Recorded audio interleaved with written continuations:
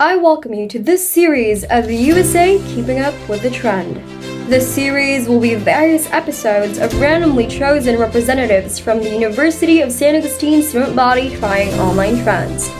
For our first video, we will be doing a mukbang. Let us welcome our mukbangers from the senior high school department, the STEM 12C.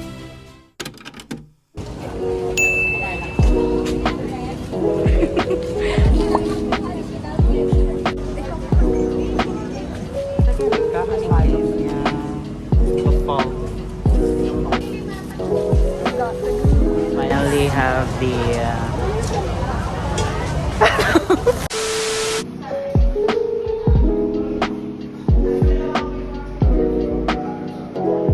Cheers. I got the spicy Caribbean hot buffalo wings. Kienne. And I've got the honey glazed chicken.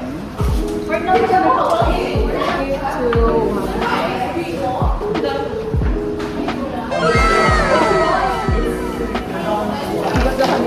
I got the honey glaze. The aftertaste is very sweet and it's very delicious. It's gonna really savor the honey glaze. It's actually very nice. It's sweet, but not that sweet. Just the right amount of Yeah.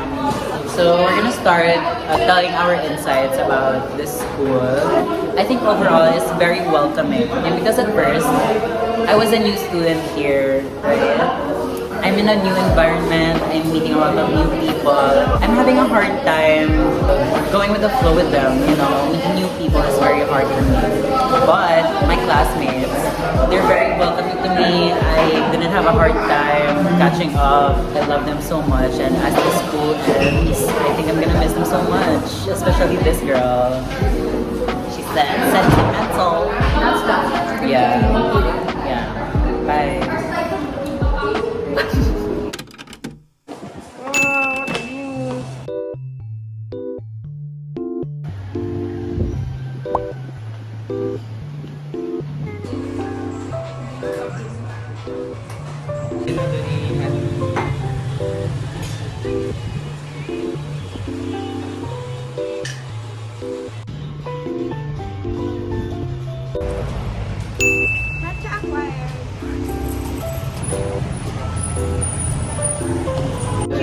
Cheers. Baliktad. Dumidong yung Cheers.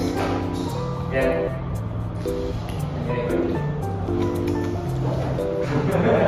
On a scale of 1 to 10, how would you rate this matcha? 6. By first matcha, I don't like matcha.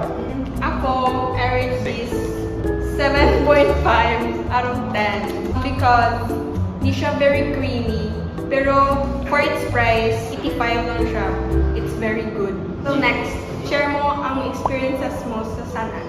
So, for my experiences in San Ag, I have to rate it out of 10, 11.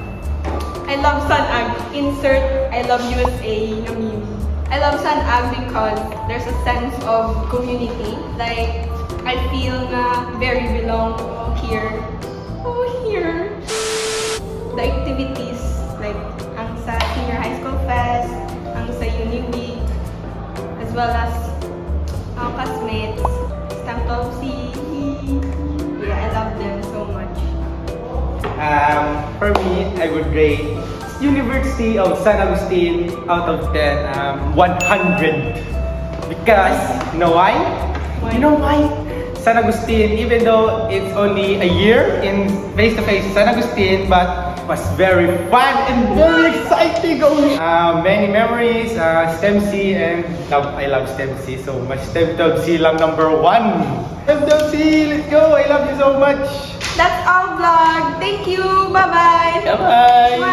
Mwah.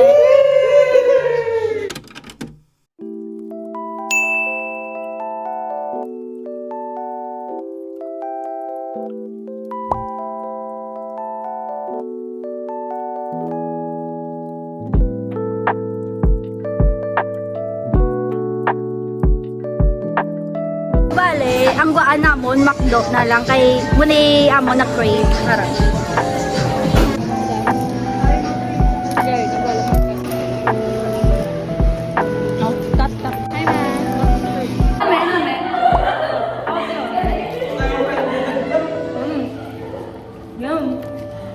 bale, mo na yung maging bakal. So, bale, ang experience ko din sa San Ag.